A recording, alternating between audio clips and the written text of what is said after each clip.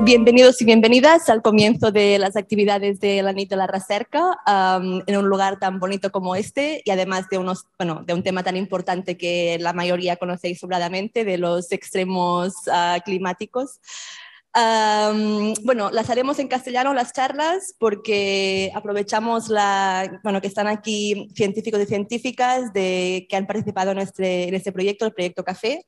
Esa es la conferencia final de Café, donde se han juntado para comentar sus resultados y también para verse, socializar un poco. Ahora les preguntaremos qué han hecho aquí.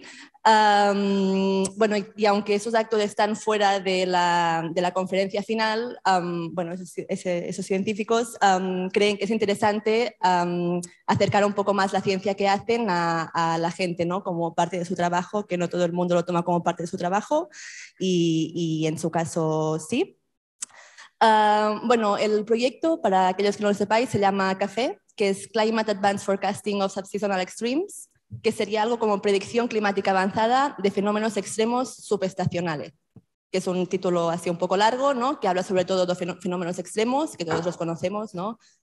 Huracanes, sequías, tormentas, lluvias fuertes. Y luego hay la parte que es subestacional, que se refiere a una escala de tiempo de predicción que va creo que de unas 2 a 4 semanas, pero hay como distintas definiciones, ¿no? Y les preguntaremos también por qué es importante esta escala, ¿no? Porque es ese rango de tiempo. Una de las cosas importantes es porque saberlo con más antelación cuando hay una sequía, por ejemplo, una ola de calor, permitiría también tomar medidas de mitigación y de prevención mejores, ¿no? Pero bueno, también hay otras cosas y otros retos, así que se los preguntaremos. Vale, pues hablaré un poco del programa que habrá hoy. Primero hay una mesa redonda, una mesa así en fila de 5 doctorandos están a punto de doctorar, que han hecho el doctorado con este proyecto, excepto Giulio allí al final, que lo hizo con una ITN, que es luego también hablaremos de qué es, una ITN pasada. Y nos explicarán un poco, pues, o debatiremos un poco quizás las experiencias que han tenido en el doctorando, porque este tipo de proyecto es un proyecto que se trata de su formación, de hecho, ¿no? El tema son fenómenos extremos y el clima y así, pero bueno, es importante también su papel en este proyecto. Y eso será la primera actividad. Después habrá 4 charlas, la primera del ciclo del agua y su efecto sobre el clima, las otras 3 sobre predicción de fenómenos climáticos extremos, en concreto señales tempranas de alarma y uso de imágenes de satélite. Y finalmente habrá otra mesa redonda en la cual participarán algunos científicos senior del proyecto y nos hablarán sobre las técnicas más novedosas en climatología y meteorología. Así que empezamos así con esa mesa que será un poco más corta de lo que teníamos planeado, que se llama ¿Qué hace un doctorando como tú en una red europea como esta? Y después, lo que viene después. Y esperemos que también pues, participéis un poco todos aquellos que tengáis preguntas, comentarios y que estamos un poco. Dando comienzo a esa mesa redonda, lo que decía que el proyecto es una ITN, o sea que el componente de training de los doctorandos es importante. Y a mí también pues, me gustaría saber pues, cómo habéis colaborado entre vosotros. Quizás sí que podéis decir vuestro nombre y quizás también sirva saber cómo terminasteis en esta ITN, o sea, cuál fue el camino desde lo que consideréis interesante, desde vuestros estudios hasta que llegaseis donde estáis. Así que sí, Pedro, ¿quieres empezar? Bueno, hola, ¿qué tal? Gracias, Ana. Mi nombre es Pedro Herrera Lor Méndez, soy mexicano y, mi nombre es Pedro Herrera Lor Méndez, mexicano, estudio en la Universidad de Freiberg en Alemania y llegué a este ITN porque estudié primero ciencias de la atmósfera, luego meteorología, entonces era natural para mí seguir en el camino de la meteorología, del clima, y me interesaba mucho el pronóstico, así es que esta ITN representaba la perfecta oportunidad para combinar lo que sabía y tratar de mejorar mis conocimientos a algo más aplicado como era el subseasonal prediction. Esa es mi pequeña historia. Sí. Hola, me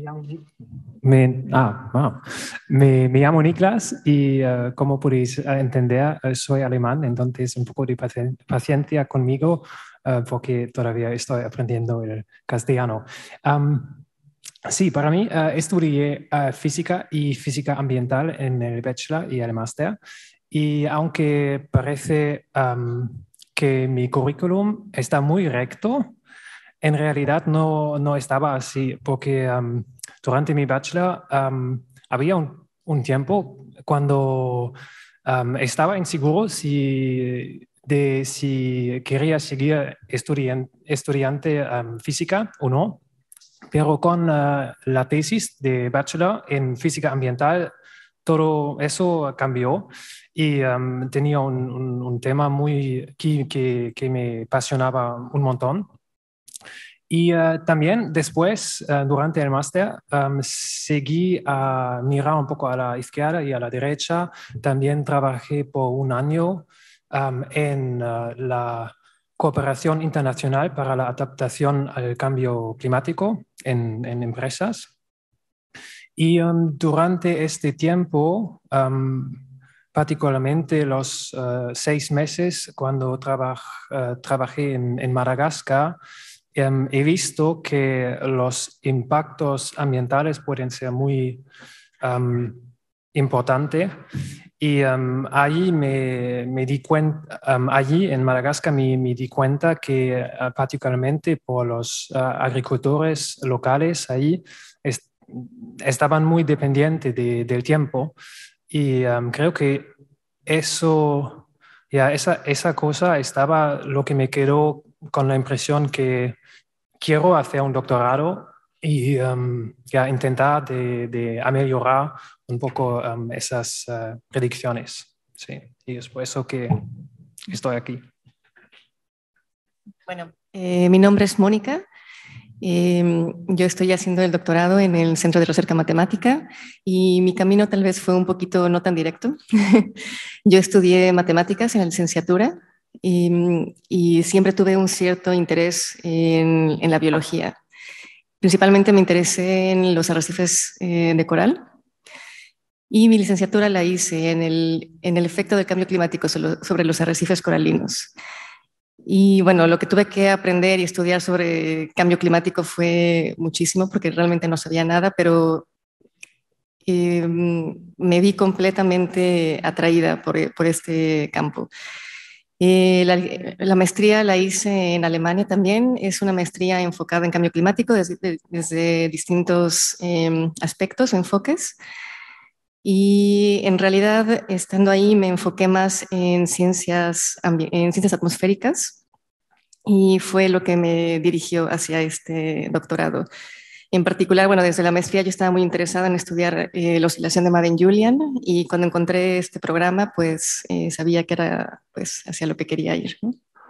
Y pues aquí estoy. Bueno, pues yo soy Iago Pérez Hernández, vengo de España, de la parte oeste de Galicia, y estoy haciendo el doctorado en Uruguay, medio mundo adelante. Aunque yo al principio estudié Ciencias del Mar, que por mucho que parezca, la carrera no es de delfines. Y me estaba olvidando entre en la parte de biología o en la parte física. Y al acabar, pues, como me gustaba la parte física, pues decidir estudiar un máster en meteorología, es decir, pasando del mar a la atmósfera. Luego, tras acabar, yo me estaba muy interesado en temas del viento, que estaba haciendo un trabajo sobre el recurso eólico, y luego cuando estuve viendo, pues, para ver doctorados y tal, dije, esta que viene aquí de predicciones estacionales parece interesante, y bueno, eché suerte y aquí estoy. Hola a todos, yo soy Julio y casi no me acuerdo honestamente cómo entré en contacto con Link, porque Link era el proyecto en el cual he colaborado durante mi doctorado y hace mucho tiempo. Estaba en realidad buscando trabajo, o sea, mi idea no era hacer un doctorado, pero era justo la época de la depresión económica, todavía el mercado tenía que desarrollar este apetito para científicos con, digamos, background técnicos y matemáticos, y era bastante difícil encontrar trabajo. Acabé, no me acuerdo cómo, en la baqueca de la Sociedad Americana de Física, y donde entre varias posiciones de trabajo estaba, digamos, había el único aviso que he visto de Link sobre las varias posiciones que habían disponibles, justo después de un interesantísimo, recuerdo, doctorado, donde se podía ir a desarrollar algún instrumento meteorológico en un lugar muy remoto de Alaska, donde tenías que aprender a utilizar un rifle. Era muy interesante. Entonces, estuve combatido entre si aplicar a este doctorado en Alaska en Link. Al final me decanté por aplicar al Link. Conocí a Cristina y me dio una buena impresión y decidí de venir a Barcelona. Por vuestras experiencias, ¿no? Qué variedad de campos de donde habéis venido. Y aparte de donde habéis venido, también es un proyecto, ¿no? que para estudiar los fenómenos meteorológicos hace falta estudiar mucho, o sea, tanto, ¿no? los circuitos atmosféricos, como también los océanos, como también ¿no? las irregularidades del terreno. Bueno, se me lo contáis mejor vosotros. Y eso hace falta gente desde matemáticas hasta climatología que junten esfuerzos para estudiar esos fenómenos, ¿no? Así que no sé si muy brevemente, como la última parte así como más divulgativa que haríamos, podríais decir, o sea, en el proyecto, en el conjunto general del proyecto de café, cuál ha sido, ¿no? vuestra aportación o vuestro estudio, porque entiendo que es una parte pequeña de un todo, ¿no? No sé quién quiere empezar. Vale.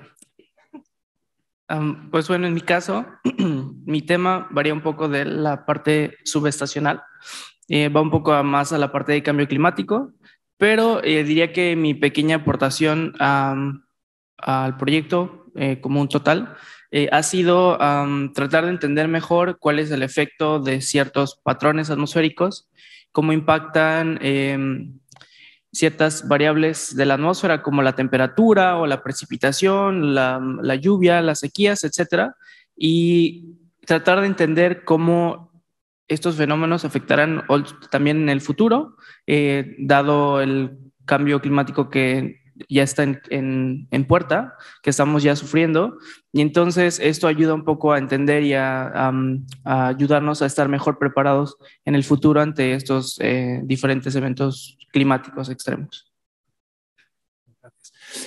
Sí, para mí el tema son las previsiones de precipitaciones extremas y cómo podemos mejorarlas.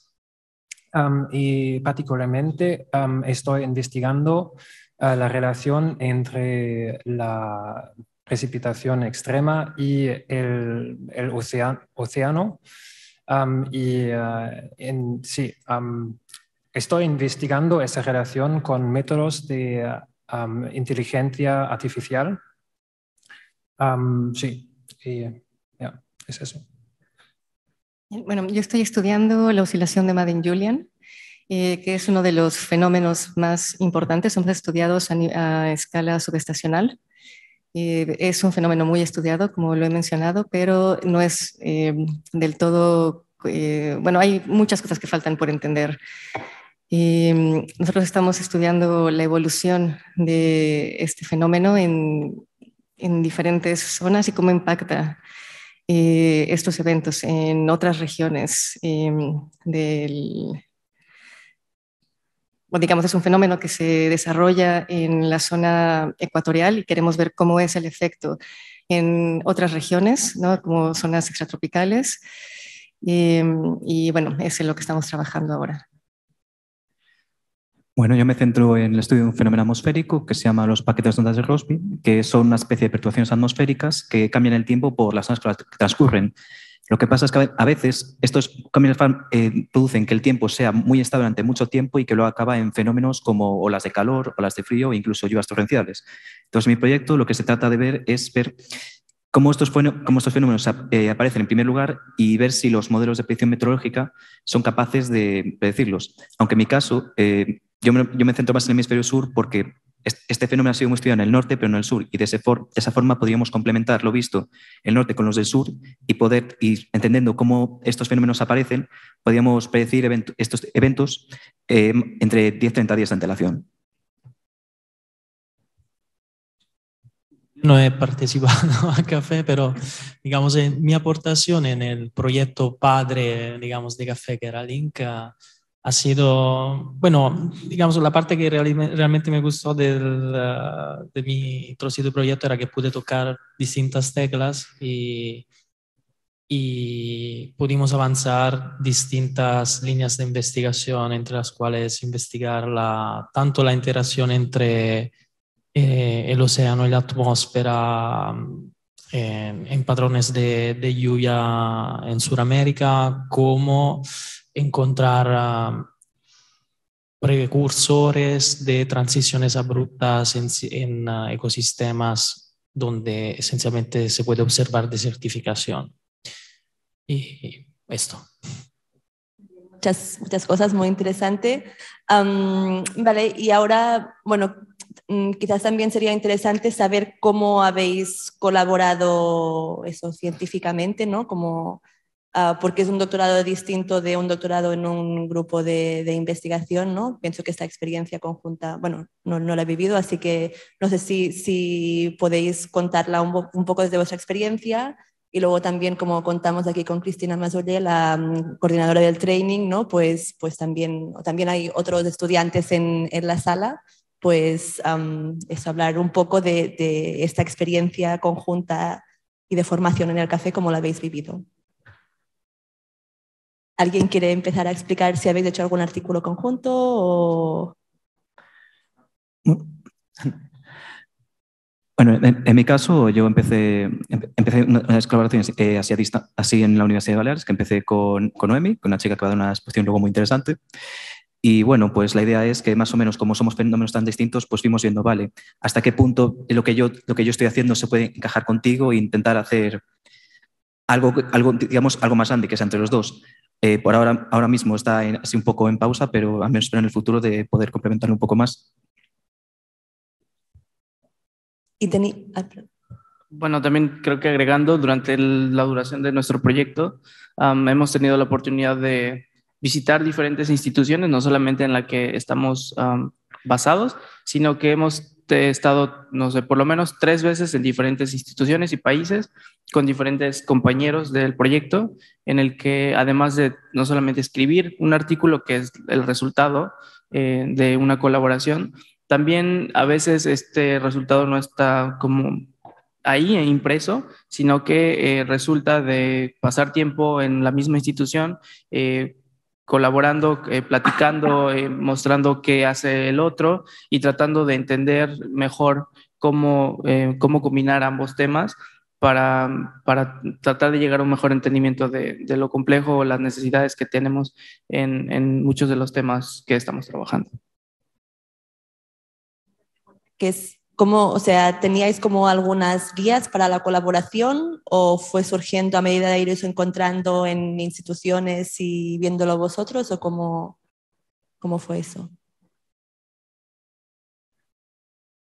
Bueno, fue un poco de todo, ¿no? Como nos vimos cada X tiempo, íbamos cada vez con distintos resultados y luego pues fuimos consultando cómo iba cada uno, por ejemplo, como dijo Pedro, no solamente en artículos, en posts, tal, y luego, claro, comentando, dices, ¿y has pensado en hacer esto de este otro punto de vista?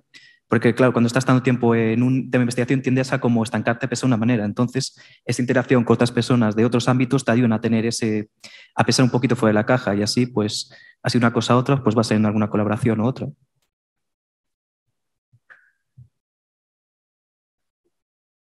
¿Una experiencia más de colaboración que queráis o de cómo os habéis encontrado eso en conferencias? ¿No hicisteis algunas escuelas también de café?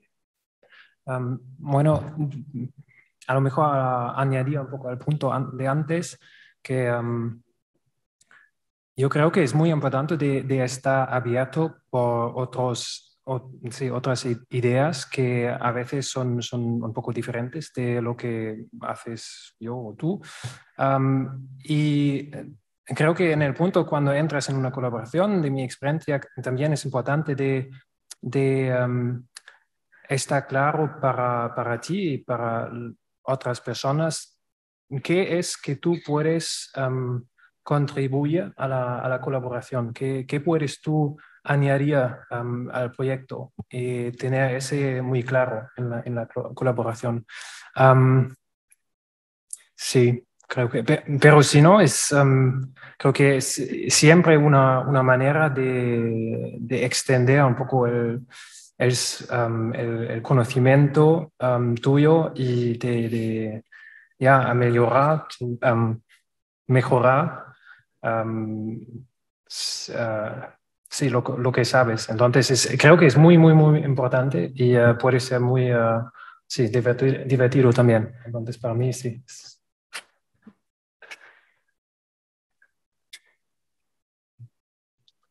Bueno, si no, quizás ahora abriría un poco el turno de preguntas, a ver si, o de comentarios, o lo que queráis sí, pues discutir un poco, ¿no? Es una pregunta muy tonta la mía, pero de la experiencia que ustedes han ganado en estos tipos de proyectos, ya sea Link o Café, ¿qué es lo que más rescatan como más positivo? ¿Qué es lo que ustedes, si pensaran que algún día tendrán nietos, les contarán? Porque cuando yo era joven, estaba en un proyecto, ¿qué cosa sería una experiencia que, wow, no sé, anduve visitando el Sahara, no sé, algo de eso? Alguno que quiera rescatar una cosa muy, o lo más positivo que pueda haber, y también pueden hablar de lo más negativo, por supuesto. Sí, también, pero digan algo positivo primero. Bueno, creo que algo que nos caracterizó a todos fue que tuvimos el infortunio de vivirlo durante la pandemia y todo lo que estaba planeado pues se tuvo que retrasar o se tuvo que detener.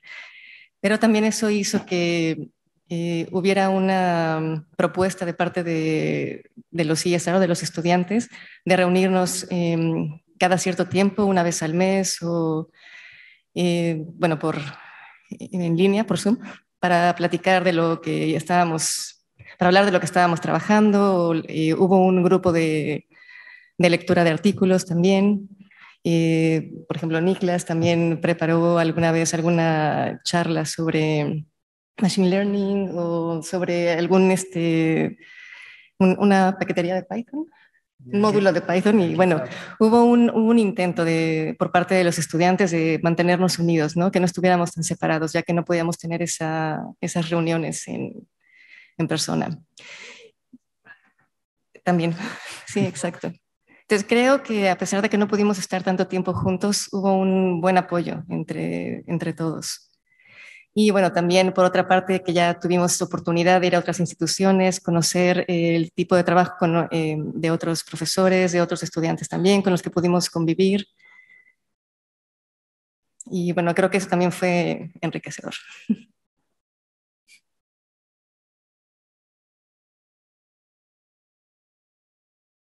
Yo mismo tengo una. ¿Puedo? Vale, no, bueno, oyendo cuando Ana os preguntaba sobre, bueno, os preguntaba, os mencionaba que el doctorado en una red europea hay que viajar mucho, hay que estar en diferentes instituciones, diferentes países, incluso también diferentes tipos de centros, no solo en centros académicos, sino también en empresas. Me ha venido a la cabeza aquí una compañera nuestra que acaba de empezar el doctorado hace 3 semanas o así. Entonces, ella puede pensar, oh, qué bonito viajar por toda Europa también, ¿no? Y conocer mucha gente, pero seguro que también tiene el lado malo, bueno, tiene en 3 años, además de hacer tu tesis, tener que estar visitando diferentes centros y tal, ¿se hace realmente cuesta arriba o se toma con alegría? Podríamos decirlo de antes, ¿no? Lo bueno y lo malo, todo, ¿qué es? Bueno, aquí quiero participar yo, porque creo que cuando la pandemia empezó, por ejemplo, muchos de nuestros secondments o los viajes que teníamos planeados o fueron cancelados o fueron movidos en línea, ¿vale? Pero en mi caso, en ese momento había oportunidad de poder hacer los secondments y de hecho viajar, ¿no? Y entonces el primer secondment fue como después de la primera ola y fue como qué emoción poder tomar un avión y ir al secondment. Y una semana después se cierra todo de nuevo y entonces, pues ¿para qué? ¿No? Entonces fue como lo bueno es como, sí voy a viajar y voy a conocer y voy a pasar tiempo en otros lugares, pero de repente la incertidumbre que dominaba en iré y de repente y si cierran y si me da COVID y si esto y entonces también creo que la otra desventaja es pasas como tanto tiempo viajando entre conferencias o estar en tus secondments que no pasas mucho tiempo en tu institución en la que estás localizado y resultaba un poco difícil como conectar o como echar raíces en el lugar donde estás, ya sea colaborando o conociendo a tus colegas en tu instituto, y eso lo hacía un poco difícil, además de la pandemia, claro. Entonces creo que tuvo sus ventajas, obviamente, pero también tuvo como su parte un poco complicada en ese sentido. Tiene pros y contras, ¿no? Es difícil encontrar el equilibrio. No sé si hay alguna pregunta más de este tema. ¿No? Si no, quizás sería el momento que además también es un buen público para eso, para contar un poco qué queréis hacer con vuestro futuro, ¿no? Qué perspectivas tenéis, si tenéis alguna duda, también no sé si lo tenéis hablado ya eso, pero para que se vea después del proyecto la gente hacia dónde va. ¿Qué esperar del futuro? Creo que es una pregunta que yo todavía no sé contestar. En plan, evidentemente hay opciones. Normalmente siempre estoy constante de un postdoctorado, desde seguir por investigación, pero por otro siempre te entra el gusanillo de y a lo mejor a lo mejor me gustaría probar otra cosa, ir por trabajar en una empresa. Entonces, como que, bueno, aún me queda un poquito y todavía yo no tengo muy claro por dónde ir en mi caso. Sí, creo que es más fácil de hacer las previsiones de precipitaciones extremas que hacer las previsiones de lo que vamos a hacer dentro de un año. Pero sí, pues yo por mi parte todavía tengo unos meses para terminar mi tesis. Y gracias a la dirección, mis supervisores, para darme esa oportunidad. Y después, honestamente, todavía no estoy seguro porque un parte mío se siento mucho atraso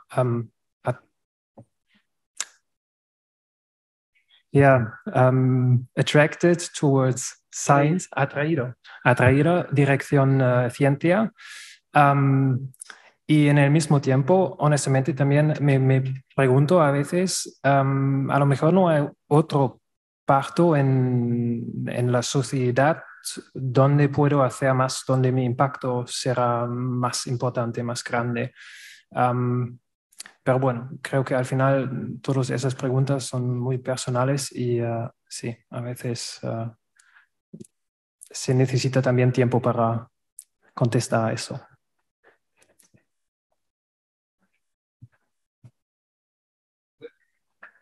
Si puedo decir una cosa de Niklas, puedo decir una cosa personal tuya de Niklas. Niklas tiene la faceta de que es científico, pero también tiene una faceta activista. Le atrae el activismo porque tiene un maestro que se llama Antonio Turiel, quizás, y está entre la ciencia y el activismo, quizás tiene una disyuntiva ahí. ¿Va por ahí los tiros, Niklas? Niklas está preocupado, obviamente, como muchos doctorandos, por el cambio climático y también por la crisis europea de la energía y de todo, pero Niklas lo toma especialmente con mucho interés, ¿no? Hombre, y de hecho hay científicos, bueno, en todos los países, ¿no? Que están también un poco en esa disyuntiva e incluso, bueno, en Inglaterra también ha habido acciones de científicos enganchándose con cola a las instituciones para que el gobierno les hiciera caso, ¿no? No sé, aquí en Cataluña o España si hay gente que esté en esa disyuntiva, aparte del conocido Antonio Turiel.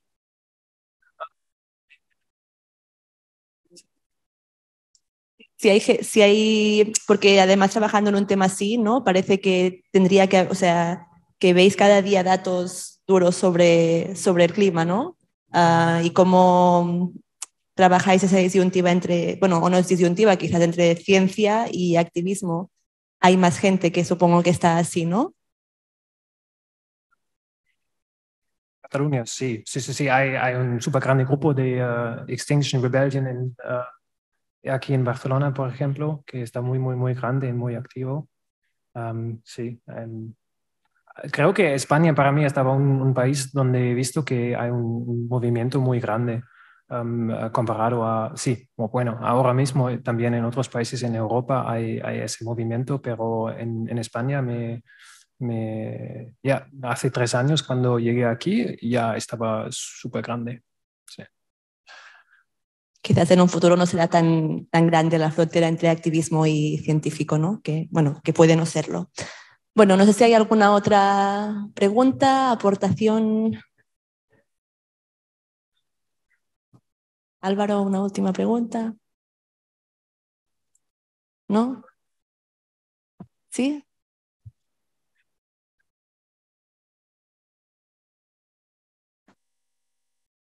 Una cosa que quería preguntaros es ¿cómo veis el concepto de interdisciplinaridad? Que es algo que se habla en muchos sitios. Simplemente, si habéis tenido una experiencia interdisciplinar de haber trabajado con gente con distintos backgrounds en distintas disciplinas, si no, si os habéis enfocado en una, o si estabais preparados por vuestros estudios de bachelor, de grado o de licenciatura, si estabais preparados para el tipo de trabajo más intertemático, interdisciplinar que habéis estado haciendo en estos años. ¿Qué tenéis que decir sobre eso?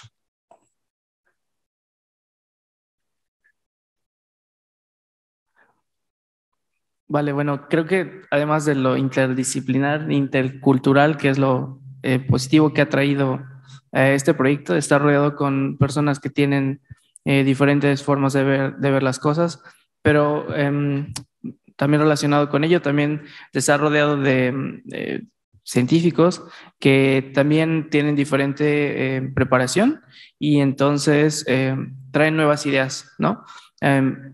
Todos podríamos estar trabajando en temas como clima, meteorología, que al final parecen lo mismo, pero cuando tienes la oportunidad de discutir con alguno de tus colegas un tema que para ti parece muy claro y que es tal vez blanco y negro, al discutirlo con alguien más que tiene un background diferente, te dan la oportunidad de ver como una nueva versión de ello, ¿no? Y entonces no lo habías pensado tal vez, pero ahora con alguien que tiene otra visión, pues eso enriquece mucho la investigación porque puedes entonces tratar de atacar el problema desde otros puntos de vista.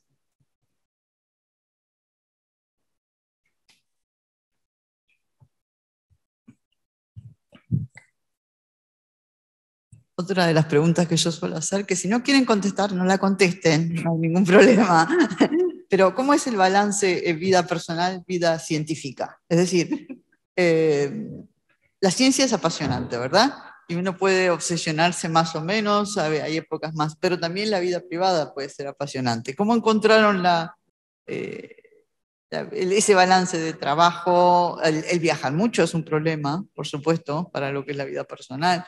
O sea, ¿cómo lo vivieron? ¿Agobiados o al contrario, apasionados por todo lo que aparecía por ahí? ¿O alguna cosa que quieran comentar sobre ese balance entre vida personal y vida científica y seguir, porque la época que uno hace un doctorado es una época muy, muy complicada, ¿no? Es muy difícil, vas muy cuesta arriba, hay que producir, hay que trabajar. ¿Y cómo se vive eso? ¿O cómo lo vivieron ustedes? Pero si nadie quiere, porque es una pregunta que ronda en lo personal, si no lo quieren contestar, pues nada, no, ignórenlo. Yo lo comparo como una montaña rusa. Hay tramos más tranquilos y tramos donde vas cuesta abajo sin frenos y rezando para que salga todo bien. Pero bueno, más divertido, más peligroso, pero sí es... Yo supongo que es un poco como todo, de que tienes épocas con más y menos trabajo y épocas donde estás diciendo, Dios, que acabe la semana ya. Pero bueno, es como todo, hay épocas buenas y épocas malas. Pues yo personalmente con un montón de vitamina D, porque la pandemia y el invierno en Alemania no hace la vida nada fácil y fueron 2 años en los que personalmente estás en un doctorado en el que no tomas ninguna clase presencial y si quieres tomar una clase se vuelve en línea y entonces tus oportunidades de conocer gente o de socializar se esfuman y entonces son 2 años un poco agobiantes, ¿no? Mentalmente pesado, y además tener también que viajar y se vuelve emocionante al principio viajar, pero después empieza a volver un poco agobiante y creo que te deja de emocionar, sino que se vuelve más como una carga, como, ah, no, otra vez, ¿no? Pero creo que hacia el final ya este año, en el que las cosas van mejor, diríamos, pero en general no en la sociedad, pero todo como que al llegar al final, al estar concluyendo, tiene un poco más de sentido y ver a tus colegas que están logrando también varias cosas y ya muchos están trabajando. Hoy un compañero ha tenido su hijo, ¿no? Entonces, como... ¿Perdón? Ah, bueno, tiene sentido. ¿Nikos? Sí, sí, sí. Ah. Vale. Nobody told me that. Oh. Anika es un doctorando del proyecto que ha tenido un hijo. Pero bueno, pues tendremos que dedicar algo. Enhorabuena, Nikos, si nos está oyendo en este momento. Una buena forma de concluir, ¿no? Quizás con un auricular puesto. Perdón por la interrupción.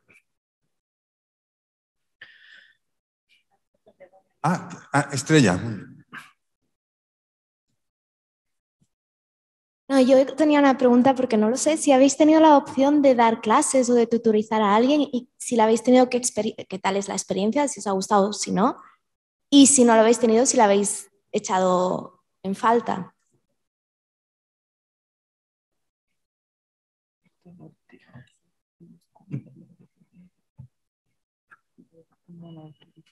¿Alguien que haya dado clases regularmente o no? En principio, en la red europea no se dan clases, en principio, pero no es opción, no está prohibido tampoco. Pero sí, bien entendido estaba la pregunta si si uno de nosotros estaba un tutor por otra persona. Vale. Sí, en mi caso tenía suerte, gracias a Álvaro, de seguir un estudiante de bachelor y de hacer un tesis de 3 meses. Y ese proceso estaba súper interesante para mí también, para entender cómo funciona también el otro lado y qué es importante para hacer una colaboración donde de repente tú no estás en la dirección where you receive, pero donde das un poco y también de encontrar el equilibrio entre dar la libertad al estudiante de hacer su cosa, pero también de ofrecer unos guidelines un poco. Y ese es un equilibrio muy difícil, creo, pero es muy interesante. Es muy interesante, pero también es más trabajo.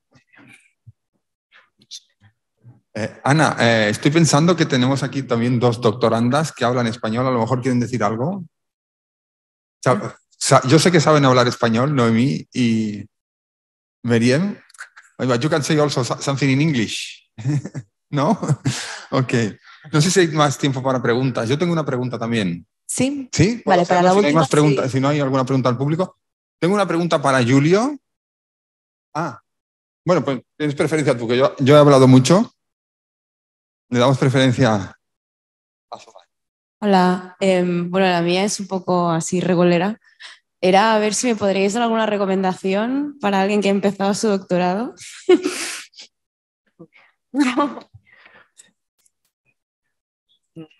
Bueno, creo que lo más importante es no desesperes. En fin, hay momentos en que vas a estar como con muchas cosas, vas a decir por qué entré, pero es cuestión de constancia y al final con el tiempo todo pasa. Y otra cosa importante, pues, bueno, como había dicho Cristina, intentar separar un poco el doctorado de la vida social, porque porque por mucho trabajo ya también necesitas un poco de desconexión, de soltar el humo que llevas dentro. Añadiría que a veces creo que platicando con algunos compañeros, el primer año o al principio de tu doctorado sentirás que después de tu primer año no entiendes qué estás haciendo y para qué y por qué y sigues sin entender tu tema y dices, bueno, se supone que lo debo entender, pero creo que es totalmente normal que después de incluso 3 años te empieces a preguntar más cosas y digas, bueno, y ahora sigo sin entenderlo, pero en verdad no, lo que pasa es que ahora te estás dando la oportunidad de preguntarte más cosas porque lo entiendes mejor. Entonces, una vez que entendiste como lo básico, ahora es normal empezarte a preguntar más y entonces esto quiere decir que lo entiendes menos, pero no desesperes si esa sensación domina, es totalmente normal y supongo que después terminarás tu doctorado y volverás y verás tu tesis y dirás, bueno, ¿y qué horror es esto, no? Pero es totalmente normal. Después significa que vas mejorando, creo. Yo si puedo, le querría decir una cosa a Solange. Aunque yo hice la tesis hace muchos años, yo te diría que 3 años pasan volando, pasan rapidísimo 3 años. Y si hay una pandemia en medio, mucho más. O sea, que a lo mejor cuando tienes 15, 16, 17 años, un año es una cosa muy larga. Pero cuando pasas de 20 o 25 años, entonces los años van pasando así, cada vez más rápido. Y ahora has empezado la tesis, pero a la que te des cuenta ya habrán pasado 3 años. O sea que hay que tomárselo con calma y con filosofía. No sé si tenemos más tiempo para preguntas, Ana. La última pregunta. La última pregunta la hago yo. No quiero abusar de las preguntas.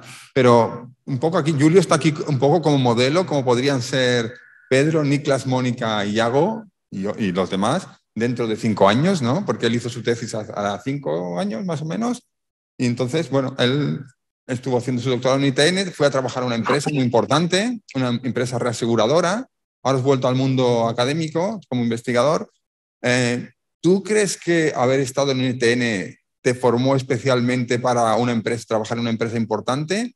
¿O que más bien la empresa importante te cogió y dijo, bueno, este hombre, este chico, como ha hecho una tesis, seguro que ahora resistirá todo el trabajo que le echemos y aunque no sepa mucho del tema, lo fichamos igualmente? O sea, ¿en qué grado te aportó estar en una ITN haciendo un doctorado diferente de los otros para que te pudiera fichar una empresa muy importante?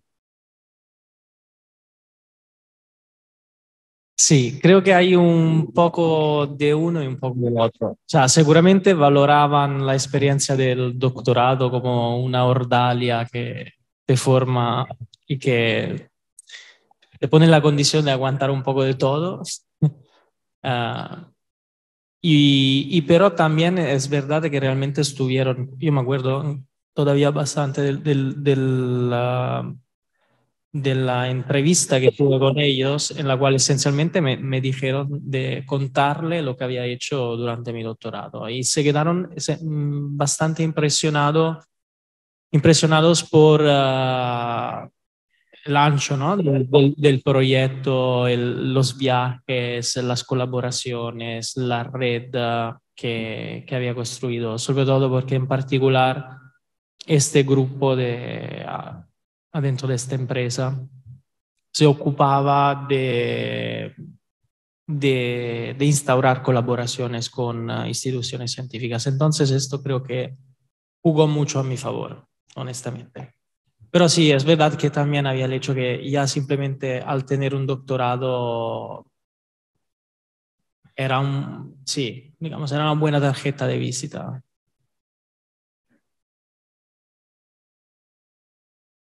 Sí, creo que sí. Creo que sí. Sí, porque al final, no sé, creo que se ve bien también en la empresa, no solo en la academia, el hecho de viajar, compartir puntos de vista diferentes, adquirir nuevas técnicas y ser capaz de aprenderlas y llevarlas a tu institución. Sí, eso sin duda diría.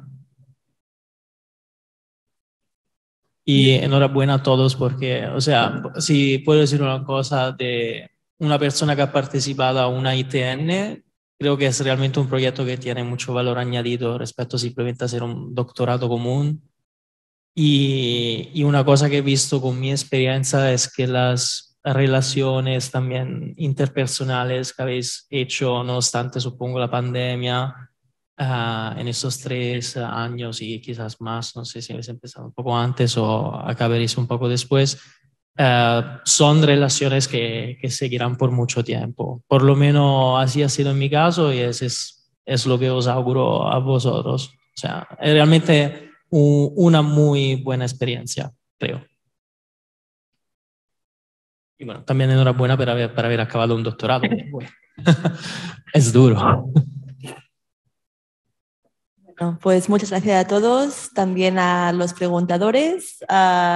Y nada, si os parece, pues ya damos por terminada la mesa redonda y damos paso a las siguientes actividades.